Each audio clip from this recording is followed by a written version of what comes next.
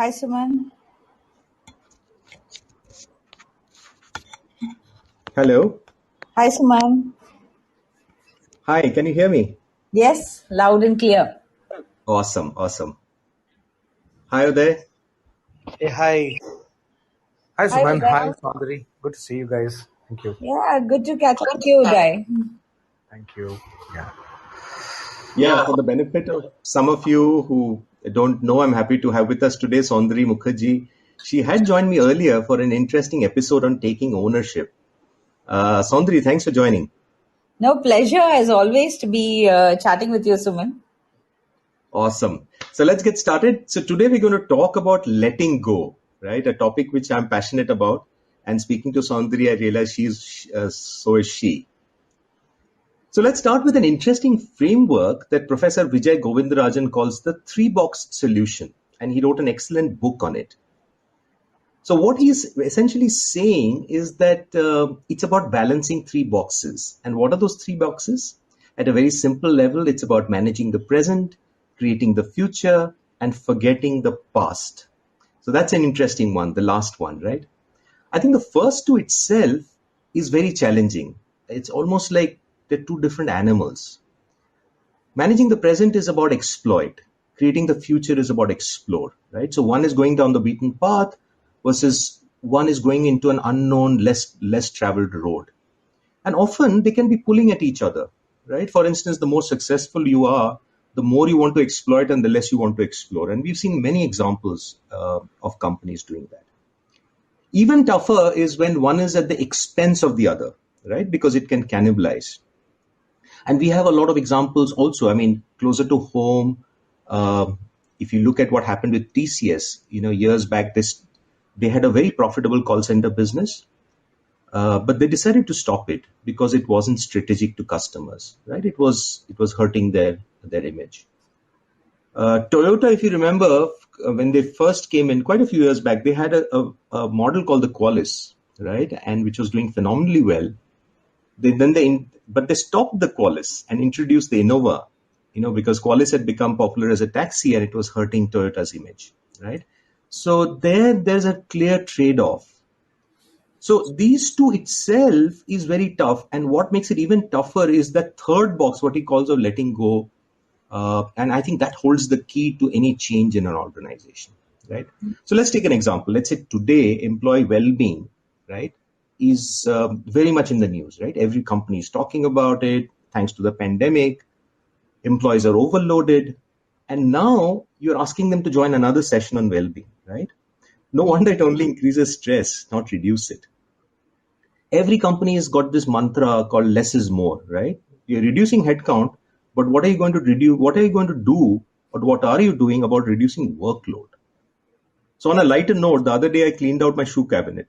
I threw out 3 pairs. It made me happy because now I have room to get 3 new shoes. I'm really excited. So Saundari, what are your views on this? Even if not literally, are you metaphorically throwing away your old shoes to make room for new ones? No, absolutely. And like, I'm just smiling. It's a podcast, so you can't see me, but I'm just smiling because some of the things on the letting go, on the shoe rack piece, and also connecting. I mean, I've been Marie Kondoing my cabinets for the longest time, thing. This is what is going to spark joy for me. But I was also thinking about, an interesting thing that happened with a friend of mine. Let's call her Jaya. She was visiting her friend Suma in Goa, and as it tends to happen in Goa, the friend like decided to fry a fish for her. And what Jaya noticed was that this friend had folded the tail of the fish or onto the fish itself as she was frying the fish, which was a very funny way of frying fish. And so she asked her, Suma, why are you doing this? I mean, why are you folding the tail? Why aren't you frying the fish flat? And Suma said, no, I've always done it like this. My mother has told me, my mother used to do it and she's told me to do it. But the fact that Jaya asked her that question got the thought triggering on Suma, and Suma called her mom and asked her, Mom, why do you fry the fish like this? Everybody else seems to be doing it differently. And her mom said, when I got married, my saucepan that I had was really small. The only way the fish would fit in was I had to fold it in. And it was like, it was so funny in the sense that somebody was repeating a process without having thought about why that process was being done in a certain way. And we see a lot of this happening, right, in organizations as well. We've always done it this way, kind of a thing. So it always makes me think, while I think of letting go, it also makes me think about why we need to get curious and ask questions so we can let go of what we were doing in the past. And I'm remembering Thomas Friedman. I think after he wrote World is Flat, there was an interview done with him, and he said that he would always hire for passion and curiosity. And he actually created an equation to say passion quotient plus curiosity quotient is greater than IQ. And he would hire for that. So Suman, I want to ask you again. These are the first thoughts that triggered for me. How do we create these changes? You cleaned your shoe cupboard, but how do we really do these changes at a personal level? So, but before I answer that, I really like those stories. Very interesting. And especially the one with the saucepan. So I think the message there is very simple, that don't make assumptions in your head. Go and check for assumptions, right? That itself can clear out so many things. Totally. Now we can do many things, right? At a personal level, it's really about letting go of some mental models, some assumptions, some limiting beliefs. So let's look at, let's say somebody has joined an organization, right? At an entry level. They would typically join as an individual contributor. Now, as they grow and they have come with a specific skill, right? At some point, they get promoted to a manager. Now, this itself is a huge paradigm shift. And I have seen a lot of people struggle to make that change because, fundamentally the job roles are different, right? As an IC, you're doing the work, whereas as a manager, you're getting the work done, right? That requires a complete different way of looking at things, right? As you grow a little more senior, you have a small team, you need to delegate. But again, because of, our fears, and you think that somebody else won't be able to do the job as well as you do, we hesitate delegating, right? And which is why we become our own bottlenecks for growth. We also make a lot of assumptions in our head, right? For instance, one assumption could be, I've joined this company. If I work hard, I will get rewarded. Because of which I don't network, I don't market myself, I don't make an effort to increase my visibility. All of them basically takes away from my chances of my getting, getting promoted or growth in the organization. It could be something as simple as your boss changing, right? Or you changing jobs. For instance, I'm in a particular company. Now, what has happened is I have come to the conclusion, I tried to speak up a few times, it didn't work, or maybe I got snubbed. So I have now created a mental model that if I speak up, I will be snubbed. So there's no point speaking up. Let me just keep my head down and do my work, right? It works fine in this company, but let's say I change jobs and I go to some other company and this doesn't work because the culture there is very different, isn't it? So even small changes essentially require us to rethink, reflect, and see what are the assumptions that we're making in our head that we need to change. Does that make sense? Yeah, no, so totally. It also feels very personal, and especially as a entry level manager, first time manager, as you move into, mid level, a lot of the times we focus on our domain skills, and then to move from there to what is cross functional and also what is more relationship driven. I think a lot of the times initially it's a very task manager kind of a role, right? You're responsible for your task and you get your task done and that's it. And what happens as you become a manager, as you lead a team, as you work with a team, is you become a relationship manager where you're trusting your team to deliver the task and you're building relationships and opening doors for them. And this is like totally what happened to me when I was at ANZ, when like I had relationship managers working with me. And my job, I realized, was to really make things happen for them, to facilitate things happening for them. It was not to sit and just pour over balance sheets and figure out things. That was like sort of underlying taken for granted. And I like what you said about networking as well. And I think a lot of people have itself, right? Saundari, we're losing you a bit. What is what it's reframes, and I read reframe about networking on how are you releasing. Can you hear me now? Yes, it's better. Suman, can you hear me? Okay, okay. Yeah, it's better now. No, I was just saying that a lot of the times we tend to hold on to our ideas as our identities, which is what Adam Grant said. Don't make your ideas your identities, and you really have to unlearn to relearn some of these things. So when you were talking about networking, I was just thinking about, how do you release what is genuine in you so that the world benefits from it, rather than saying that I need to network. This is a chore that I need to do. It's really going in with a more open mind. This is more, of course, at a junior level. How do you think it pans out at when you move up in the organization or when you're at a slightly more senior level, Suman?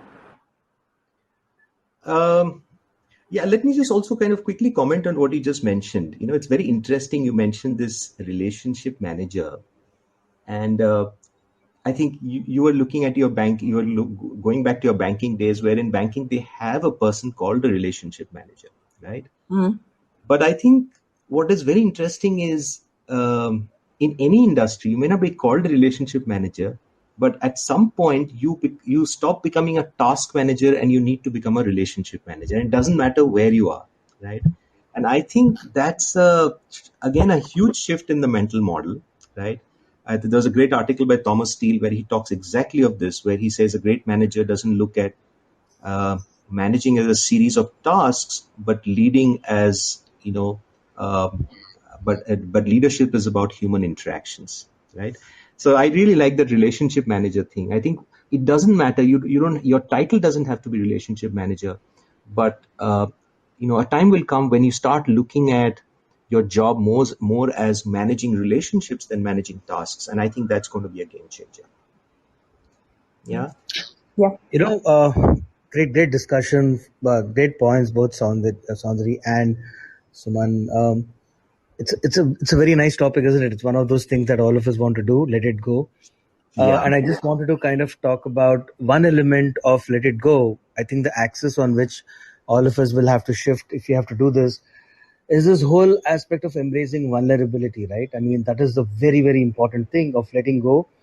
Yeah. And I'm reminded of this excellent journey that this very famous character that all of us know would have had. So the Snow Princess was somewhere a tale which Chaucer had written way back in 1880s and 1860s, and it was like one of those stories which where the Snow Princess is a villain. She's cursed. She's the one who kind of lives in this isolated castle. She's seen as this character, and it's a great story that Chaucer has done. And Walt Disney fell in love with that story. It has actually been a story that was supposed to come out with Walt Disney films way back in the early 1920s. But the biggest challenge Walt Disney team and everyone in the entire production had a challenge is that, hey, how can you have a character in it's a fabulous movie, but how do you really make an animation character which everyone is going to love? Because Snow Princess in the original movie or as per the original script was a villain. She was this person who was completely witchy and everyone hated her. And if you go back and read Disney's stories on it, team after team, decade after decade, they've had multiple reruns of the script and they've really slogged out, right? I mean, at least 8 to 10 times, they would come to the point and say, hey, how do we really make this character a lot more friendlier? And they used to stop the project.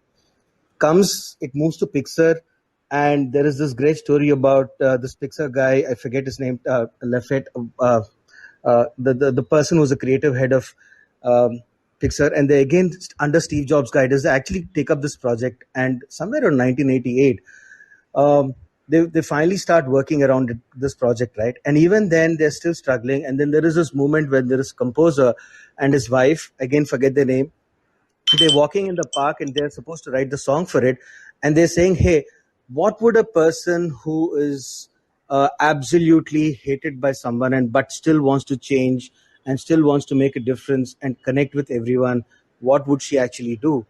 And uh, and then the lady says, the lady composer says that, hey, I think the word that she would say is that let it go. She would want to let it go. And that's the moment when the famous composer stands on the table right at the park and belts out those famous words of that famous song that all of us know, which becomes an icon called Let It Go. And the Snow Princess, which is the movie, completely gets rewritten because suddenly Elsa, the character whom we are talking about now, has to now become the Snow Princess who's actually let it go, let her shame go, let her vulnerability show. And so the entire Pixar team had to rewrite the script of what was about Elsa. And then the whole script gets rewritten frame by frame because of that one song. And we all know how Frozen becomes such a massive, massive Disney success story, right? And I like this journey of this movie. Whenever I talk about letting it go to in the sessions, simply because it is that one axis. I mean, you can do everything else. You can tick a lot of boxes, but if you're not ready to accept the change and the vulnerability, as a leader, it's almost impossible to let it go, and your teams will not get you properly. So I think Elsa is a great example. Super, super, Uday. Thanks so much for sharing that. I mean, the story of Elsa, because the whole thing is about letting go, so it's very apt for what we are discussing here. Brilliant. Sondri, coming back to a question again, quickly looking at the time, we have 3 minutes left. Let me also quickly respond or give my thoughts on the previous point. And, and end of the day, being vulnerable is difficult, letting go is difficult because we feel we lose control, right? Um, and nobody likes to lose control, right? Now, and I talked of delegation, it's the same thing. The moment you delegate, you kind of lose control. You still hold the accountability, but control is to somebody else. And this is a question I often pose in my workshop, saying that, hey, but isn't it about control, right? And I want people to think through it. And I think that's again a mental shift, right? Because leadership is not really about control. It is more about responsibility, right? And it doesn't mean that you have to do the job yourself, but your job is to get it done, right? So that thought came to my mind, so I thought I'll just say that. Saundari, any views on that before Yeah, I yeah. jump I into think, the other part? yeah, I think on the leadership piece, I think it's going to be a conversation continued. But one of the things that I really picked on, this is a conversation that Shiv Kumar was having at this Art of Management, the book that he has brought out now last.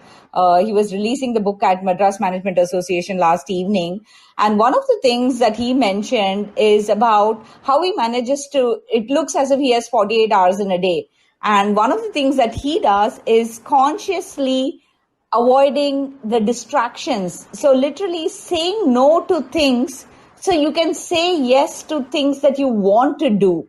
So he says things like he doesn't binge watch Netflix and things like that. And each of us have to pick up what it is for us. But there is a cognitive overload. We have fixed number of hours in the day for everybody, so there is, our brain also has a delete button. So we have to keep pruning so that we keep creating room for new thoughts, new information, new ideas. And I think that is where it is even more powerful about not just letting go, but also saying no to various things so that we can say yes to other things. Absolutely. Are you able to hear me? Sorry, I think I got lost in between. Yeah, I can hear you, Suman. Okay, okay. No, I completely agree, and I think that's really like the third box, which is only we prioritize and we are able to be very clear on what we need to focus on, which also means we need to say no to a whole bunch of things that we can start making that change, right? Awesome. So I think it's been a great conversation. I see only a few seconds left for this, and maybe what we'll do is pick it up in the next session, and we'll talk a little bit about from an organizational standpoint. Does that Thank you make so much. sense? This is Yeah. awesome. Yeah, sounds good. And thanks for all the comments on the chat. I'm just